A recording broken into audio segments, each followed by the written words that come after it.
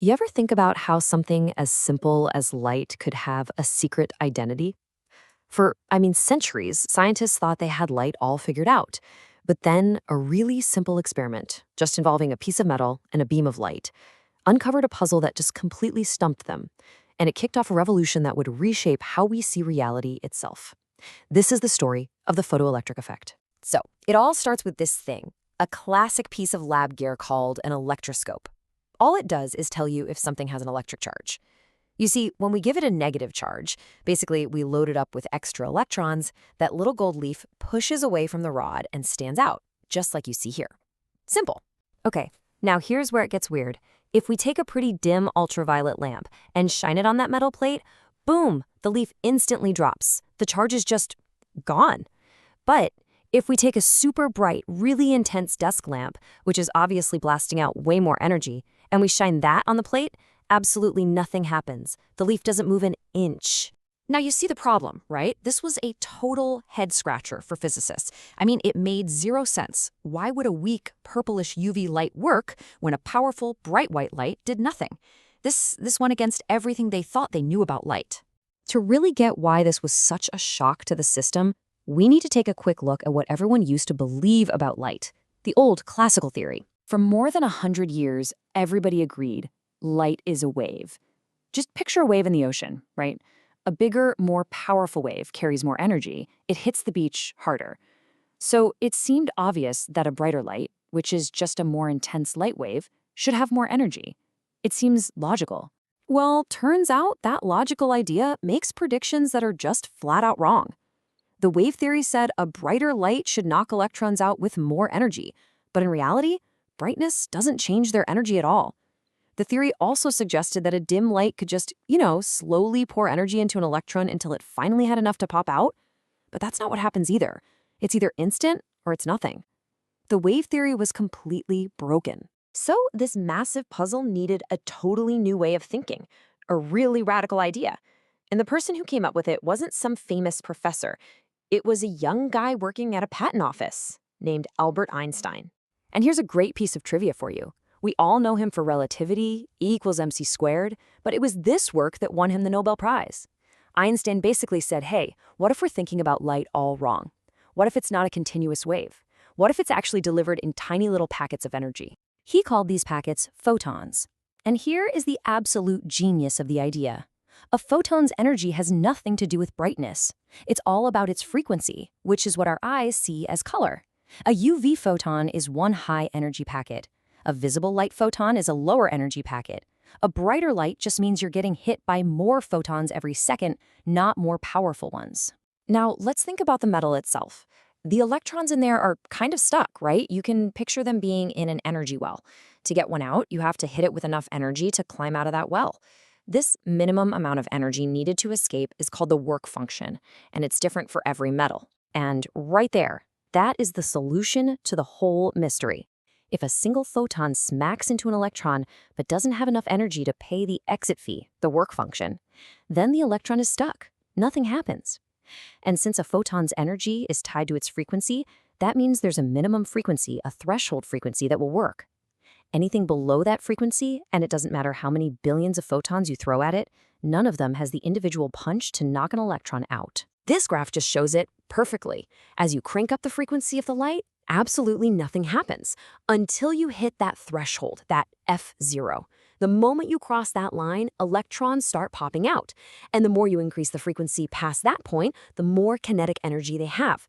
It's a perfect straight line relationship. So Einstein didn't just have the idea. He laid it all out in one of the most beautiful and simple equations in physics. It describes that entire one-on-one collision between a photon and an electron. The easiest way to think about it is like an energy budget.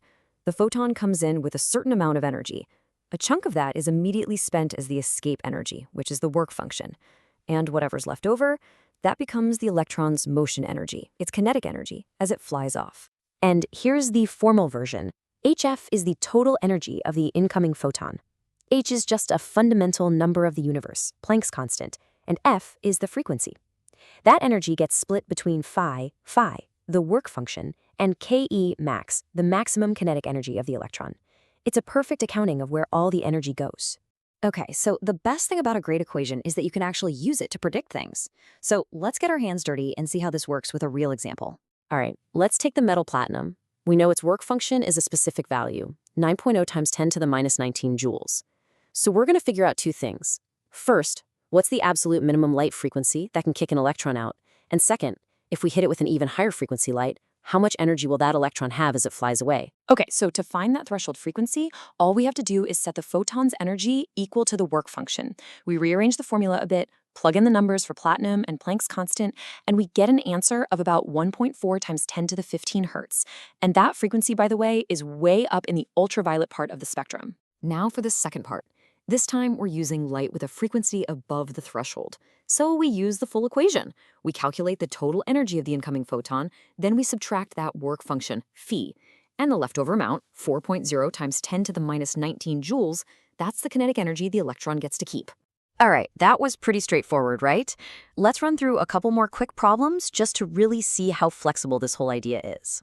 We can also do this in terms of wavelength instead of frequency. Remember, they're just two different ways of describing light. For zinc, once you run the numbers, its threshold wavelength is about 344 nanometers. So any light with a wavelength longer than that just won't have enough energy per photon to do anything. What's really cool is that we can also work backwards. If we can measure how much energy the escaping electron has, and we know the frequency of the light we used, we can actually figure out the properties of the metal itself. For sodium here, doing just that tells us its threshold frequency is about 5.8 times 10 to the 14 hertz. Okay, last one, let's put it all together with a multi-metal challenge. This problem is great because it tests everything we've talked about, calculating a threshold, checking which metals will actually respond to a specific light source, and predicting what happens when we tweak the light itself. So after we run the numbers, here's what we find.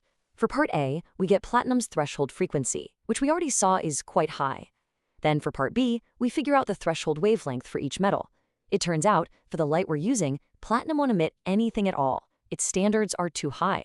But both sodium and zinc will, because at least part of that light spectrum is energetic enough to meet their work functions. Now for the last part.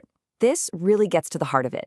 If you double the frequency of the light, you double the energy of every single photon. But if the intensity stays the same, that means the number of photons hitting the metal per second doesn't change. So what's the result? You get the exact same number of electrons popping off, but each one is now flying away with way more kinetic energy. Okay, so we've been deep in the weeds with the math. Let's pull back up to the 30,000-foot view. This isn't just about electrons jumping off a metal plate.